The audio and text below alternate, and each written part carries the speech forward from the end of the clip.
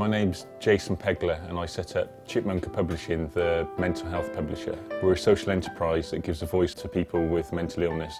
I had manic depression when I was at school. For several years I was in and out of psychiatric wards. I was in 4 different psychiatric wards and spent over a year in hospital and 2 years suicidal.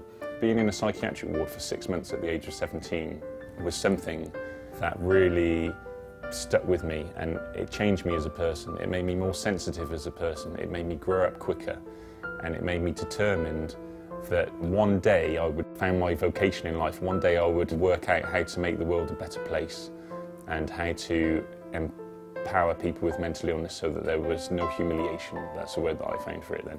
And it was writing that began my recovery. As soon as I started writing, then that empowered me and it helped me take a step forward and accept my past and move on with my present. I was writing the book to help another 17-year-old. If I could help one 17-year-old who was diagnosed with manic depression, then my book writing was worthwhile. And I've had hundreds and hundreds of emails saying I'm that 17-year-old or I'm that person, which is an amazing feeling. It makes you want to do more and more and give more and more people a voice. And Chipmunka is all about encouraging other people to become social entrepreneurs and leaders and go out and help the community. So the more I can lead and empower people, the more people can do the same with their books and their titles. In the last 8 years we've published around 750 ebooks on our website now, and we have 500 paperbacks. And like I said, we give a voice to people with mental illness. Writing was a very cathartic experience for me. It was very up and down. It was like looking in a mirror at myself, accepting what happened to my past. Being published was like drawing a line in the sand and being able to move forward in my life. I became part of the mental health community. I went to conferences all around the country and I would give talks about my book, or I would sell my book. And what I found was, if I saw a patient that couldn't afford my book, I would just give them a copy because I could see that they weren't well in their eyes and I knew it would help them.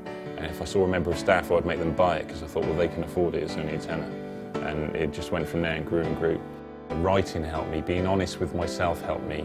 Writing forced me to evaluate my life and where I was in that particular moment in time. I eventually had to make the decision to have the emotional strength to power my way through, to improve my life, to conquer the fear, to face the fear and to move on with whatever the issues were in my life. And for me, that meant changing my exercise, changing my circumstances, my work, changing my relationships with people I hang around with. So we're all vulnerable as human beings, but we all have potential to be great and to succeed as well. And where you focus on life is where you end up. I'm very sure of that. So the idea is, if you're in a negative mindset and you're feeling trapped, you have to somehow break this pattern and start positive thinking and really snap your way out of it and be forward. Thinking positive, being positive, exercising, making goals, imagining a happier self. You can change, and if you make a 1 degree shift one day, then that 1 degree shift is a very powerful tool over weeks, years, months. So anyone there who's out there and they feel alone, they feel desperate, there is hope.